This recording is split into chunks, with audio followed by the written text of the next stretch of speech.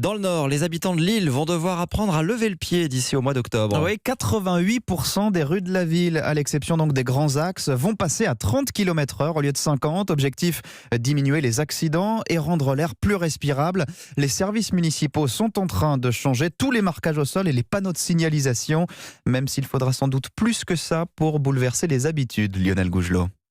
Au volant de son taxi, Magali prévoit déjà les problèmes que vont lui poser ces 30 km/h en ville. Si quelqu'un a un rendez-vous important à faire, on ne pourra pas le déposer à l'heure à son rendez-vous. C'est impossible. Mais Laurent, automobiliste du centre-ville, s'y résout, lui, avec une certaine philosophie. On consomme moins, ça fait moins de bruit. Alors c'est vrai que 30, c'est pas très rapide, mais on roule rarement à plus de 40, quoi. Voire 50, c'est exceptionnel. Et d'ailleurs, une ville à vitesse réduite, c'est une ville apaisée, assure Stanislas Vandievel, adjoint au maire. Passer de 50 km/h à 30 km/h sur 1 kilomètre, ça représente 18 secondes. Les trajets sont rarement au-delà de 3, 4, 5 km lorsqu'on est dans la ville. Et donc la perte de temps n'est pas si grande que ça. Être moins stressé parce que la ville est apaisée, c'est aussi un des objectifs qui est le nôtre. En plus, à 30 km/h, les risques d'accident sont réduits de moitié et la mortalité en cas d'impact avec un piéton n'est que de 10% contre 80% à 50 km/h. Alors pour Gaël, cela suffit à justifier la mesure. Pour nous, les piétons, les cyclistes, au niveau sécurité, ce serait très bien que ça passe à 30. Même s'il y a un impact, ce sera moins grave. Et je pense que du coup, ça obligera tout le monde à être un petit peu plus vigilant.